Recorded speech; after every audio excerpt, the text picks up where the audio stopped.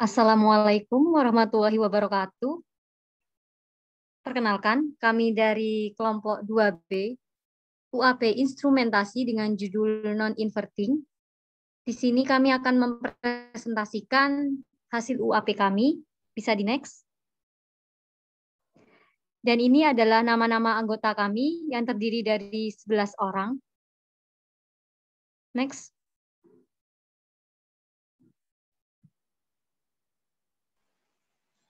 Ya, jadi praktikum ini tentunya memiliki tujuan.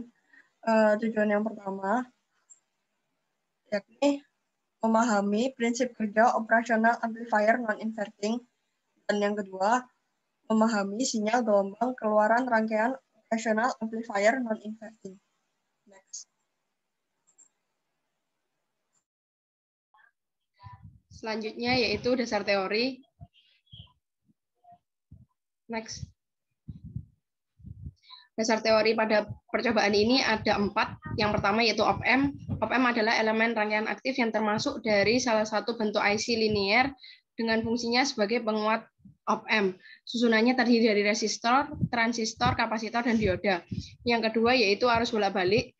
Arus bolak-balik adalah arus yang arahnya berubah-ubah secara bergantian. Arus bolak-balik ini membentuk sebuah gelombang dengan frekuensi tertentu yang bentuknya sinusoidal.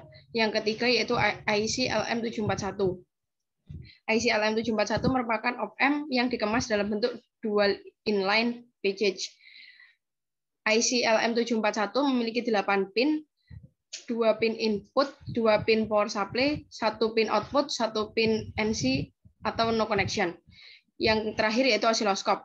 Dengan osiloskop, kita mampu menganalisa bentuk gelombang dari sinyal listrik atau frekuensi dalam suatu rangkaian elektronika. Osiloskop biasa menyajikan data tegangan sebagai fungsi dari waktu. Next.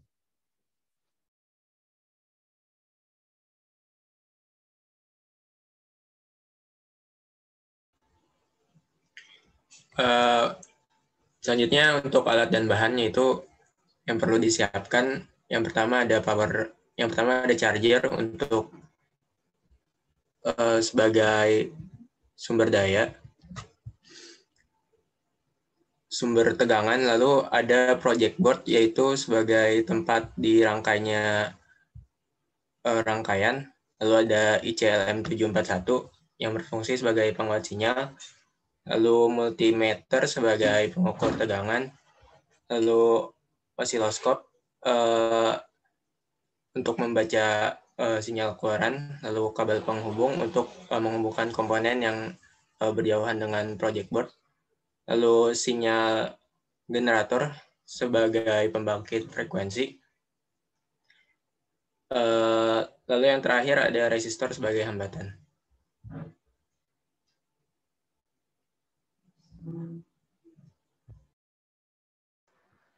Selanjutnya adalah langkah kerja.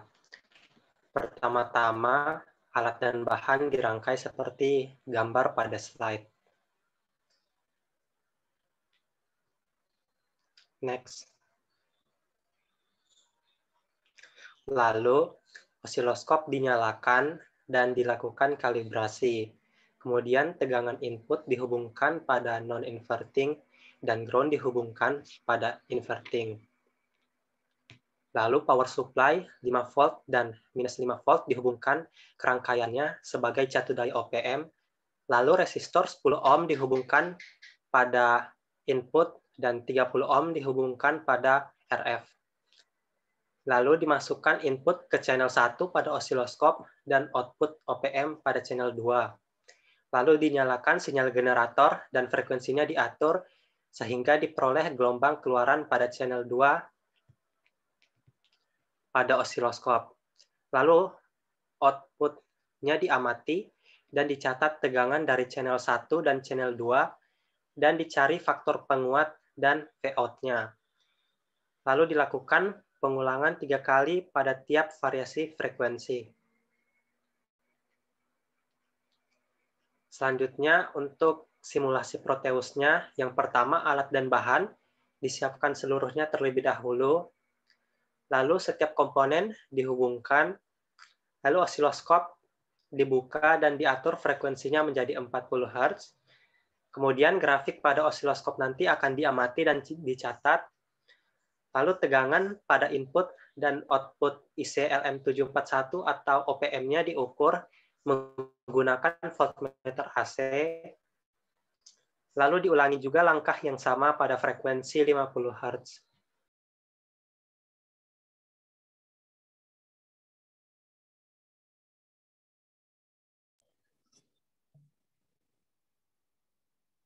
Ya, berikut ini adalah analisa data dan perhitungan. Analisa data yang kita dapat dari praktikum ini pada frekuensi 40 Hz, VIN-nya itu 0,67, 0,65, dan 0,67. Pada Vout-nya 3,06, 3,11, dan 3,12.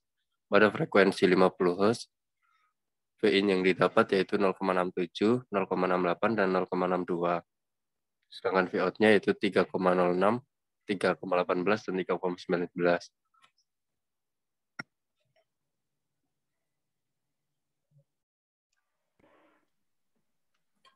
Lalu Selanjutnya saya kemudian menjelaskan tentang perhitungan.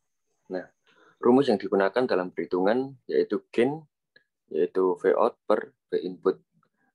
Nah, gain perhitungan yaitu RF per R input plus 1.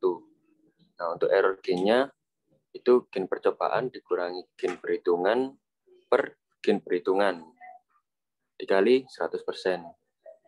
Oke, next. Dilanjutkan Ilham. Lalu kemudian ada contoh perhitungan. Pada frekuensi 40 Hz untuk gain percobaannya, perhitungannya sama dengan Vout per Vin, yaitu 3,06 per 0,67 sama dengan 4,567. Lalu untuk gain, maaf tadi untuk gain percobaan, lalu untuk gain perhitungan sama dengan RF per Rin ditambah 1, yaitu 30 per 10 ditambah 1 sama dengan 4. Lalu untuk error gain sama dengan mutlak gain percobaan min gain perhitungan per gain perhitungan kali 100% sama dengan mutlak 4 min 4,567 per 4 kali 100% sama dengan 14,175%.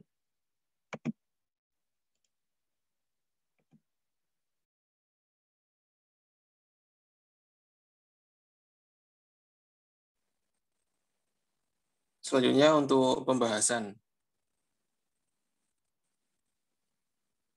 Nah, di praktikum kali ini berjudul Operational Amplifier Non-Inverting. Nah, Operational Amplifier atau OPM sendiri adalah suatu penguat atau pengamplify sinyal yang terintegrasi dalam sebuah chip IC atau integrated circuit. Nah, chip ini memiliki dua input, yaitu inverting dan non-inverting, dengan satu terminal output. Nah, pada OPM ini, dia memiliki dua rangkaian feedback, yakni negatif dan positif. Feedback positif akan menghasilkan osilasi, sedangkan feedback negatif menghasilkan penguatan yang dapat diukur. Untuk inverting amplifier ini, kegunaannya yang input dan outputnya berlawanan polaritas, jadi ada tanda minus pada rumus penguatannya. Kedua, non-inverting amplifier merupakan kebalikan dari penguat inverting, di mana inputnya dimasukkan pada input non-inverting, sehingga polaritas dari keluaran atau outputnya ini akan sama dengan polaritas input. Tapi penguatan ini tergantung dari besarnya R feedback dan R input. Lalu, komparator merupakan salah satu aplikasi yang memanfaatkan penguatan terbuka atau open loop gain. Penguat operasional ini nilainya sangat besar. Untuk yang keempat, rangkaian buffer ini, rangkaian yang inputnya sama dengan hasil outputnya. Nah, dalam hal ini, rangkaian common collector ini memiliki nilai penguatan 1. Rangkaian penjumlah atau rangkaian adder adalah rangkaian penjumlah yang dasar rangkaiannya adalah rangkaian inverting amplifier, dan hasil outputnya adalah dikalikan dengan penguatan seperti pada rangkaian inverting. Untuk subtraktor atau pengurang, rangkaian ini berasal dari rangkaian inverting dengan memanfaatkan masukan non-inverting, sehingga persamaannya ini menjadi sedikit ada perubahan. Untuk yang terakhir, diferensiator mendiferensiasikan sinyal hasil pembalikan terhadap waktu, dan integrator amplifier merupakan penguat yang mengintegrasikan tegangan masukan terhadap waktu. Untuk selanjutnya bisa dilanjutkan oleh Sundari, silakan. Nah, selanjutnya prinsip utama dari rangkaian penguat non-inverting ini adalah penguat yang memiliki masukan yang dibuat melalui input non-inverting. Nah, ketika rangkaian ini dialiri tegangan, akan muncul sinyal gelombang elektrik yang beralih dari positif ke negatif yang menyebabkan munculnya jarak antara puncak positif dan puncak negatif atau amplitudo.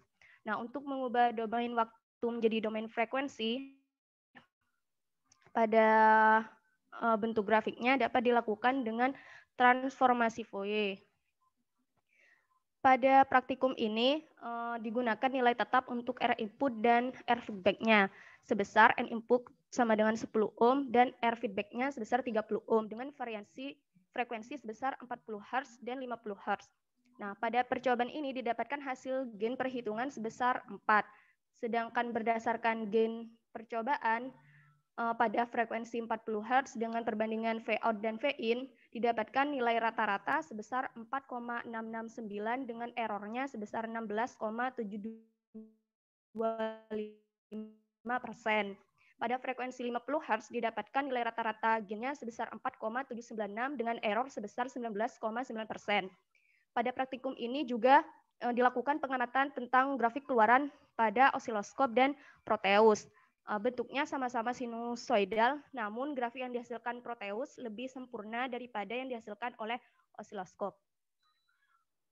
Next.